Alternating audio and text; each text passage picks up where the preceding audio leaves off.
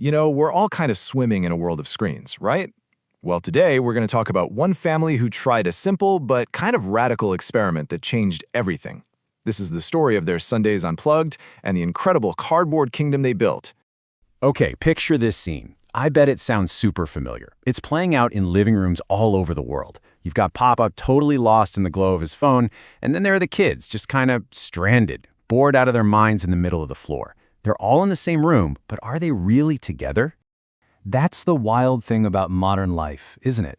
A whole family can be sharing one couch, but each person is a million miles away, stuck in their own little digital bubble. It's like this invisible, digital fog has just settled over everything, separating them. But then, something happens. A turning point. Mummy looks at this whole disconnected scene, and she throws out an idea.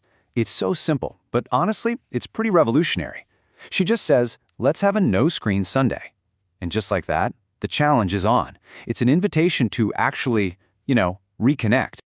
So, what even is a no-screen Sunday?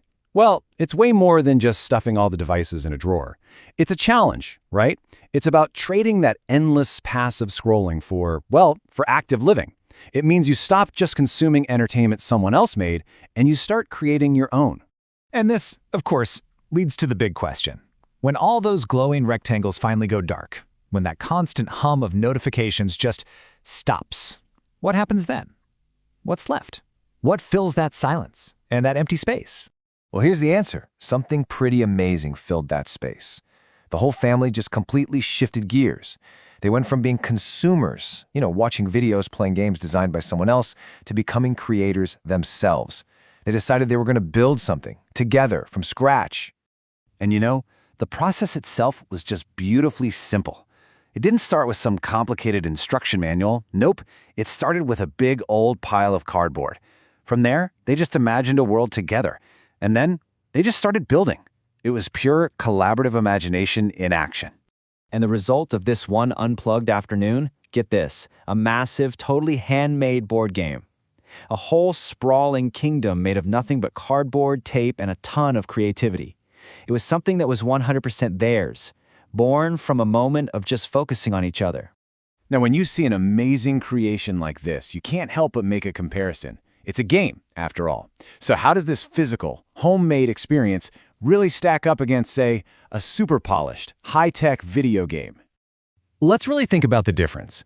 A video game drops you into a pre-made digital world with rules that are already set. And they can be awesome, for sure, but you're still just consuming it. With their cardboard kingdom, though, whoa. They weren't just players in that world, they were the creators. They made their own rules. That's problem solving right there. They built a physical world which is all about teamwork and spatial awareness.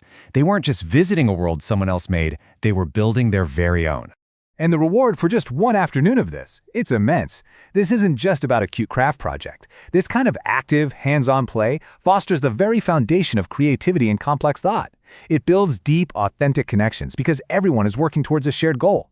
And in the end, they didn't just create a game, they created a shared memory, a real, lasting joy that a screen just can't replicate. That is the magic of real-life unplugged play. So this story leaves us with one final, really inspiring question. This family took a few old cardboard boxes and one lazy Sunday, and they turned it into an entire kingdom of their own making. It really makes you wonder, doesn't it? What kingdom will you build?